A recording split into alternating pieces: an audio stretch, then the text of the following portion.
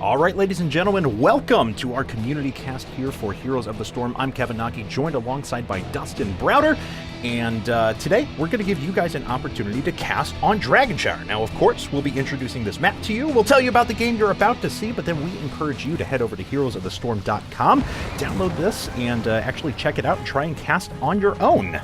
So let's have a look at what's going on here with these teams. We've got blue team here on the left-hand side of the map with Tyrael, Demon Hunter, Raynor in his Patriot uniform.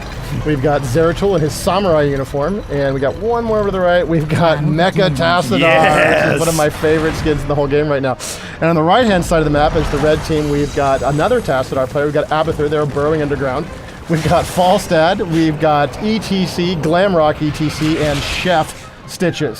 So we've made a few changes on this map. What you need to do on this map is control two shrines, one in the top lane and one in the bottom lane. And once you control both shrines, your team will gain access to the dragon shrine.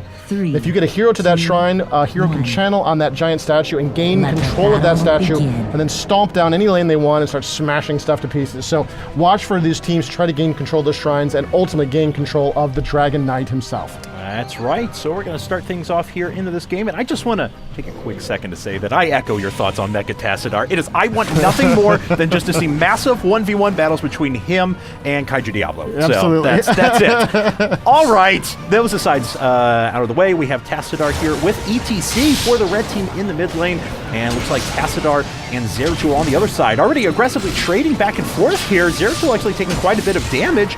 ETC snags a little bit of damage himself as well, not before getting a little bit of a shield, and you see Tassadar being pushed off. Very difficult for to stand toe-to-toe with ETC like that and just trade blows, right? You really want to be a lot more sneaky as Zeratul, but he does get a little damage done and gets out there. I just feel like with all of the sustain that a hero like ETC had, probably not super practical. Definitely. And as you guys saw up at the top, there is a countdown timer right now to when those shrines become active. And of course, within that 10 seconds, those shrines will be active and our teams will have the ability to stand on top of them.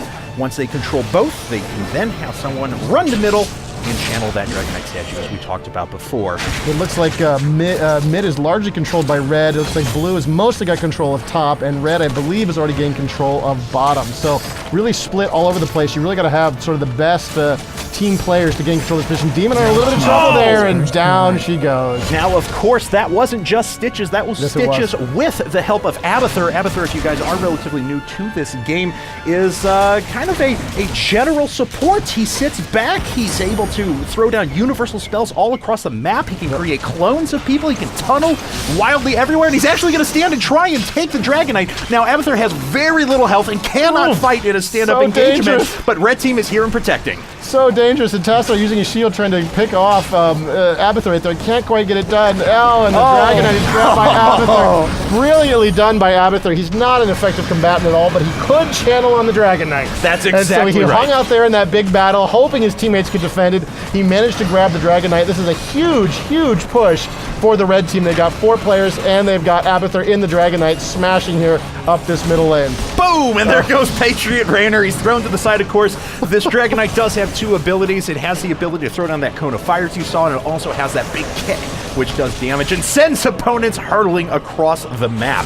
Tassadar immediately mounts up and tries to get back into the fight. Now, of course, there's only 24 seconds and 22% health left on the Dragon Knight. When it dies, Abathur is going to pop up right where that Dragon Knight dies. And because he's so slow, he's going to need to tunnel or get out of there as soon as possible. He's going to take a lot of beating here. Can he get out in time? He's getting shielded. They really want to pick him off. Nobody is more annoying than Abathur. If you get a chance at him, you're going to drop him, and Zeratul there with the kill. That's right, but blue team is paying a pretty big price for it. They, of course, lost all of their turrets, their towers here up at the front. They're very low in health. Red team wanted to pursue. Not even Falstad can get in there with one of his shots, and looks like blue team, for the most part, will be able to walk away. So we're tied in levels right now. Red has the advantage because they did pick up that early Dragon Knight, but blue's done a very nice job at minimizing the losses from that. Yeah, they're doing very, very well in this position. You'd think they'd taken a lot more damage there, and they did manage to sort of hold off that fight. You can see that the kills are still clearly with the red team, or with the blue team rather. I'm reading it wrong. It is with the red team. It's only 2-1 right now. in favor of red. And looks like we got a camping picked up over here by the blue team. Yeah. Going for sort of some backdoor shenanigans there, trying to grab those mercenaries. And a great job by Mechatassadar there to actually drive away ETC. Falstad knows something's up, though, and he's going to fly in, but it looks like blue team's going to be able to pick up these siege giants before red can stand on top. Abathur coming in to support ETC while Falstad fights as well. ETC's just going for this. Tyrael was taking damage for Raynor there. That is one of his abilities at E. And a very nice little move as he actually Qs. That throws his sword on the other side of the bushes, then he activates it again to catch up to it. He starts running away. I'm not sure that's what he wanted to do, was leave Raynor and Alice there behind, but I guess it was worth it. I guess he figured they were dead anyway. But they managed to fight their way out of hell there. And they are now pushing back. We've got, you can see the infestation there on ETC, that green glowy and that Zerg symbol over his head means that Abathur is inside that hero, helping him out. Abathur has the ability to fire abilities off of that hero. Wow, just great use of these giants. They're sort of pounding away at this position. And it looks like red is going to regain control of this position and stop those mercenaries. Yeah, that was still very risky from Raynor there to jump in. He just wanted to draw fire from the siege giants, get a few more hits on that fort. But he almost lost his life for it. It was a risky play, but so far it looks like it's worked out. Zeratul trying to dash in. Maybe he can get an opportune blink to get right on top of ETC, but ETC disappears behind that wall. Not going to happen. He really wanted to get Falstad goes down. Great teamwork there by the blue team, trapping him in that position. And it looks like everybody's going for the shrines right now. We got blue going bottom, we got red going top, and blue kind of has control of the middle position, depending on what they do here. Looks like they're committing hard to the top to gain control of that shrine, looking to push back Stitches. Blue has fought back exceptionally well. They've tied things up in level. We're dead even at the moment. Stitches does pull Zeratul off of that shrine. That is going to keep it neutral for a little while longer. Oh, but a blink from Zeratul right back on top of the shrine. He's going to try and activate that. That means the Dragon Knight can be captured by only blue team here in the middle, but there's already 2 members of red there, and they're not going to be able to channel that for long enough to gain control of the Dragon Knight. Yeah, it's going to be a big fight here in the middle. They really don't have him in position. They've even been driven off of it at this point. And ETC, of course, with that hook, did a lot of damage to Zeratul. Oh. And now he's gained control of the top position. Suddenly, red's got control of both of these shrines. And now blue has got to fight for their lives and maintain control of this middle position to prevent this from occurring. I don't see anything happening with blue capturing the shrines. I think the key battle is going to happen here in the middle. And that was really smart of red to take a Merc camp at the same time. That means they're going to put additional pressure on one of those lanes, potentially draw up some of blue members to that top lane, and that'll give them better access to this Dragon Shrine. But blue team's not taking the bait quite yet. We have 3 members sitting in the middle because they know if they give up that Dragon Knight, it's a huge swing in red team's favor. It looks like, yeah, they've still got control of both shrines. Red pushing pretty hard. Blue's looking pretty beat up here. They're scattering away. A lot of trouble here. Abathur doing a ton of damage from Falstad. Raynor trying to get out of trouble there. ETC in pursuit. And there goes Tassadar. I think he's going to get it. Oh, he manages to grab it. Raynor with the last distant attempt to try to stop him. Doesn't pull it off and gets driven back. I was just secretly hoping, though, of course. Falstad does a short-range fly in there to try and secure the kill on Raynor, manages to snag it. I was just hoping the Dragon Knight would start kicking people away. That's really all. That's really all you want to see, is the Dragon Knight giving somebody the boot. But the Dragon Knight is going to be a very powerful force here in this mid lane. You see other members of red coming down to support it. Stitches, though, with a little bit of help from Abathur earlier on, is sitting, though, in the top lane, which is continuing to push as well. This is a massive swing. You see in the space of about a minute and a half, now a 2-level difference between our 2 teams. Yeah, and because of that Dragon Knight, they're really able to maintain their position right here and do a ton of damage. The Dragon Knight going up top, he sees the advantage. He's destroyed middle lane, and he's not getting any further into the town there, but Stitches done so much damage up here, he'd love to get something done. So he's pushing top as well, trying to help out Stitches, while red sort of gathers around the Dragon Knight and tries to protect it a little bit. Yeah, Falstad took some pretty big damage there as the fight is actually developing around these knights. And there's a... Oh, ETC jumps straight up, doesn't hit anyone with his ult, unfortunately, and almost pays the price. No, he in fact does die. Dragon Knight goes down, and who was standing in that? I think that was Tassadar? It was Tassadar. Yeah, and he goes into Archon mode, which is my favorite ultimate. We were discussing this earlier. Yes. And while he can dish out some serious damage, I thought he was going to sneak a kill, but he dies. He was just so alone. It was surrounded by his enemies. He doesn't have that much health, so he can do a lot of damage in Archon mode, as you were saying. And you get even like one tank in front of you to protect you. You can just phaser through anything you want with that guy. But yeah, he was in a little bit of trouble there. Ultimately got surrounded and taken down. Blue is really beat up, but feeling very frisky. They want to try to get something done here. They've been taking a beating the whole game. They are still down by just a level. They're about to make up that difference, but it looks like they're going to have to pull back and heal up. Yeah, Falstad was smelling some blood in the water there. He saw 4 members of Yep. blue that were extremely low in health and tried to jump in and make a heroic multi-kill there. Couldn't quite land it, though. Snagged a 1-for-1, but he unfortunately did, of course, pass a bit more experience back over to blue, which, as we said before, we're now tied up in levels. Yes, we see red team's about to hit 13 quicker than blue team will, but there's still a big opportunity for blue here while things are tied up to try and wrest back control of this game. You see these players spreading out a little bit, trying to pick up as much experience as they can. They want to be in position to grab those experience points for their team. So you want to spread a little bit and then, of course, come together exactly the right times. And then if the level difference starts to get bad again, you may need to spread out again to try to grab the stuff that you need in order to keep your team in the leveling game. All right, Merc Camp's going down now. Red team going to start pushing up those lanes. Falstad's going to die, though, for that effort. Mecha Tassadar trying to run away. The other Tassadar can't catch up to him. Demon Hunter has actually died a few times here trying to jump into fights and save the day. And with a little bit of shielding, looks like he will get away. This is a bit of an overcommitted ETC, but there's so much health there, especially with Abathur supporting him. He just walks away. He can get away from that. You can see Abathur's infested him there. He's going to give him some additional shots. Abathur obviously choosing ETC as his favorite, and ETC's decided he's had enough. He's going to get out of here, get himself to a healing well, and get back into this battle. And Stitches has pretty much just been doing his own thing in top lane the entire game with Abathur's help every now and again, but has done some really great work. But now's the time when Red Team really needs those hit points and really needs those grabs from Stitches to connect. Yeah, this has been a fairly low kill game. You can see there's only 7 kills for blue and 6 now for red. Despite this position of the game, we're at level 13 and 14. It looks like Rainer's in a little bit of trouble there with ETC in pursuit. And it looks like Demon Hunter's getting out of there as well. So red sort of gaining control of the middle as blue scatters away. All right, well, Falstad, trying to be a hero again. This could cost him. Looks like shield's going up. Tassadar is going to die at the same time the Demon Hunter does as well. Falstad may once again pay for this, but yet he seemed to always get 1 or 2 kills every time he jumps in, so I guess no harm, no foul. He did it exactly right at that point. You can see Abathur coming to help out. There's Abathur's other ultimate. He will now copy ETC, and now there's 2 ETCs on the battlefield, one controlled by Abathur, one controlled by the regular ETC. It's what makes Abathur so challenging to play. You need to know what the powers of all of your allied heroes are so you can sort of remember what to do and when. Makes it extremely challenging using that ultimate. Yeah, and it does have a long cooldown associated with it as well, so Stitch is trying to land that grab, can't get it.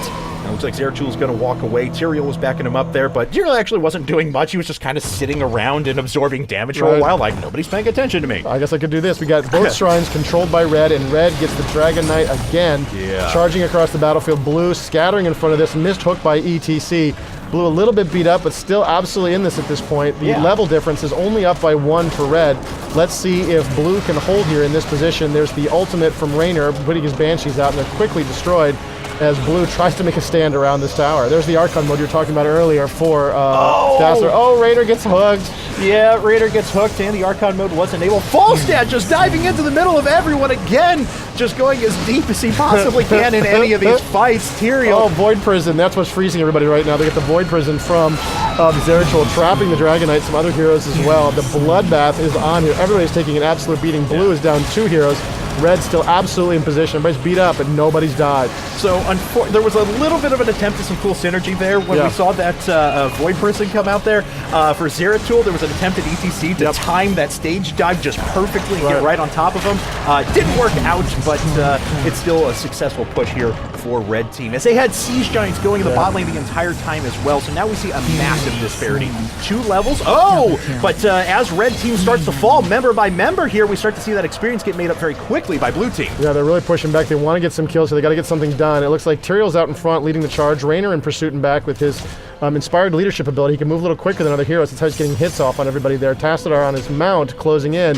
Tyrael just so eager to get a kill, even against those 2 tanks. I don't think he can get it done. There's the hook, pulling him into range, but Tyrael's not that beat up. I think he'll be just fine. Yeah, absolutely. And of course, Tyrael's strength is going to be absorbing damage, even has abilities which explicitly do that. His E, for example, creates a link between you and a chosen character that's within a certain distance of you. You actually absorb damage for that character. Oh, Rainer caught way out, though. Never mind. behind all of that. Of course, the stim does go off, so we'll be regenning health, and he gets a little bit of casting, but a great grab there from Stitches, and Raynor dies. Just got moved all over the place and then just died for all of his efforts in the end anyway. Just brutal. All right, up in the top position, we've got a little bit of a pushback. They're trying to get those lanes moving in the right direction. We got one hero down for blue in this position. They are behind by a level. Remember, this is the Storm's level to level 20. This is the crucial moment. And if and when Red gets to level 20 early, they'll have an advantage. We've got some mercenaries moving out there for Red across the map. Abathur's got his Locust still pushing in the top lane. This is something he does automatically. He just spawns these little guys, and they will move across the map and sort of push for Abathur. Okay, well, while he's doing that, Red is doing a nice job of passively, accumulating XP, but I will give Blue credit to that they have done a very nice job at equalizing kills over the course of this game. They have. They're doing a very nice job of kind of holding off these death pushes when things seem like they're going to snowball just a little bit too far in Red Team's favor. With 4 Siege Giants here in the bot lane, this is a lot of pushing power, but Blue intercepts this very quickly, and they're actually starting to make up some of that experience. They are doing pretty well here. Where there's a Demon Hunter, a little bit of danger there. There's looks like a Tassadar got beat up and is forced to run for his life. ETC trying to get out of there as Blue does a ton of damage to him. Raynor in pursuit with those Banshees. It looks like Falstad's going to grab that top shrine. The bottom shrine's going to be grabbed by Blue, and so that'll give Blue a little bit of time before they have to worry about the Dragon Knight again. And it looks like Red manages to get out of there without any really serious damage occurring, but the level difference is still fairly critical. Yeah. We're still down a whole level for Blue, and it looks like they're really trying to get out of this position here in the bottom. They're a little bit out of position. They've only got a couple heroes here, and they're kind of trapped. I don't like this position for Tassadar. And Raynor looks like he took his talent where he can manually activate his stim pack, so he did try and dash away from there, but of course he left his buddy Tassadar to die spectacularly, and that does give control of the entire map once again over to Red Team. Wow. Falstad comes in, but Raynor's already there, and we have a fight. Wow, Raynor, this is the battle for this shrine. Of course, it's not going to be a fair fight because ETC is going to run up here and just wreck his day. Falstad, already wounded, is going to grab... Oh, and he manages to pop... Oh, well done! He gets into position where he can potentially defend this. Zach really wants it. He's going to be driven away. And that was that Void Prison, which came down. Of course, that makes everyone who's trapped inside of it invulnerable. But of course, they're held in place for exactly 5 seconds, and your team knows when to jump back out. Oh, and Zeratul dies. Falstad's going to go right back to the Dragon Knight because Blue has to scatter. A nice escape from Tyrael once again, but of course, it's just delaying the inevitable. Yeah, they really did make a brave play of it there, but it wasn't quite enough. Abathur hiding in the bushes right there.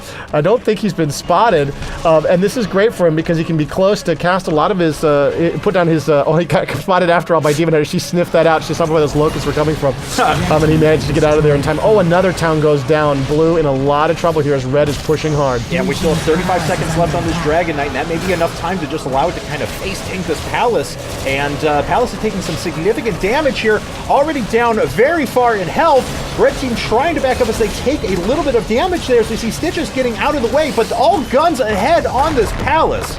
Oh, unbelievable. And down it goes. Well played, Team Red. Blue with a valiant defense, but in the end, just not enough. There it is, GG. So, ladies and gentlemen, like I said, if you want to take a crack at casting this game, make sure you check out heroesofthestorm.com, and you can download this, and we want to see your best results. Always, you can check out all the latest news and information about Heroes of the Storm on heroesofthestorm.com, or follow us on all of our various different social media devices. We are Blizz Heroes on pretty much everything: Facebook, Twitter, YouTube. So please do check that out, and we can't wait to see how you guys cast this game. For Tim Frazier, Dustin Browder, and Kevin Naki, and everyone here at Blizzard Entertainment, we hope you have a wonderful day.